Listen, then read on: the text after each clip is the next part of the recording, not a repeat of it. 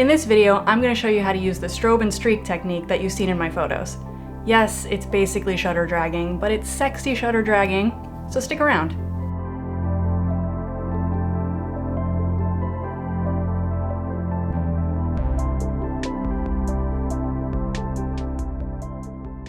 Before we get into the technique, let's go over the basic principles of exposure.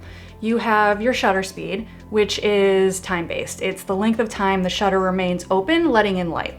You have the aperture, which is physical size-based. It's basically, is the hole letting in light bigger or smaller?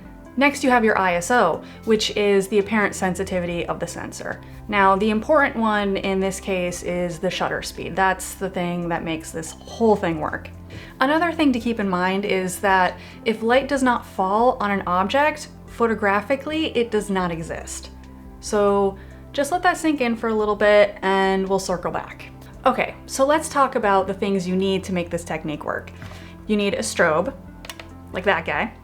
You need a continuous light source, like this guy. It's always on. And you need movement. So that can be camera movement or subject movement. For my photos, I use a lot of camera movement. So how this technique works is it basically exploits the time difference between a very short duration flash and a continuous light source that's on all the time. Let me explain. Strobes have a very short pulse duration. They're oftentimes only firing for a fraction of when the shutter is open.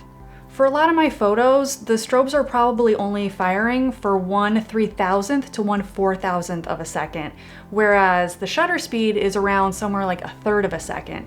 So it's a lot shorter. Remember what I said earlier about something not existing unless light was hitting it? Well, when the flash goes off so quickly, it freezes the motion. Now, it doesn't matter that the shutter is open for 1/3 of a second, that motion is still frozen. Now what creates the light trails is the continuous lighting. So this is what one of my photos would look like if the flash didn't go off. And I had a misfire and the flash didn't go off, and that's why I got this photo. That blur is all continuous lighting. Now the crisp part, like I said before, that's from the flash, freezing the movement. So what you get is a crisp image combined with a blurred image, all in one shot, all in camera. So that about sums it up. Let me know if you have any questions, put them in the comments below. Let me know if you tried this, how did it go, and I'll see you next time.